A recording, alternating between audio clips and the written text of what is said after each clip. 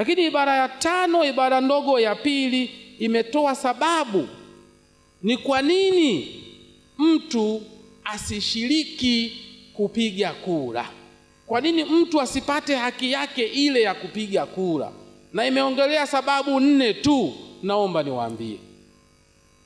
Sababu ya kwanza, endapo wewe sio raia wa Tanzania. Sisi humu wote si raia jamani. Kwa hiyo tuna haki ya kupiga kura. Hiyo sababu ya kwanza haituhusu.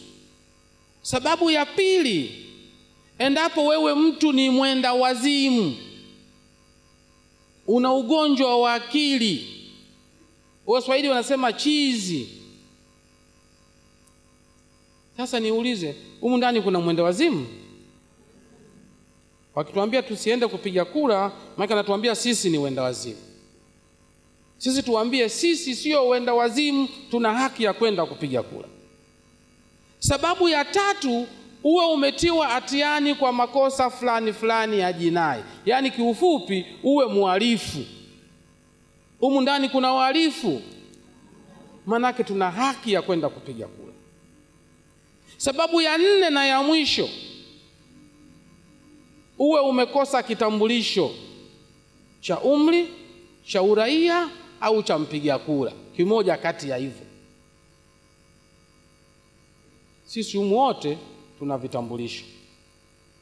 Katiba hiyo inaendelea kusema, mbali na sababu hizo, hakuna sababu nyingine yoyote itakayemzuia mtu kupata haki yake ya kupiga kura. Wanaposema no reform no election, maana yake tunapingana na ibara ya 5 ya katiba ya Jamhuri ya Muungano wa Tanzania. Nataka tukiuke katiba kwa mara nyingine tena. Wanataka tukiuke katiba kwa kutunyima haki yetu ya kupiga kura. Wanataka tukiuke katiba kwa kuifanya serikali ya Dr. Samia Suluhu Hassan, serikali ya awamu ya 6, serikali ya Chama cha Mapinduzi, iendelee kukaa madarakani baada ya Oktoba pasipo uchaguzi, kinyume cha katiba.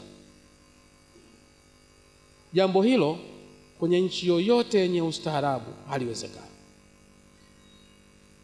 Katika nchi iliyostaarabika, ukitaka kufanya uchaguzi, kufanya mabadiliko ya sheria, kuna njia 2. Unakwenda mahakamani, na walikwenda mahakamani kusema wakurugenzi hatuwataki. Na nilisahau ile mabadiliko mengine ya mgombea huu kupita bila kupingwa. Hilo ni badiliko la 13, nilisahau. Kupita bila kupingwa, sasa hivi imeondolewa. Sasa hata ukibakia peke yako, hakuna wapinzani, nenda kupigiwa kule ya ndio au hapana, badiliko la 13 hilo. Nalo walikwenda mahakamani kupinga hilo. Njia ya pili ni kwenda bungeni na kufanya mabadiliko ya sheria kama tulivyofanya mwaka jana. Sio maandamano, sio propaganda za uongo.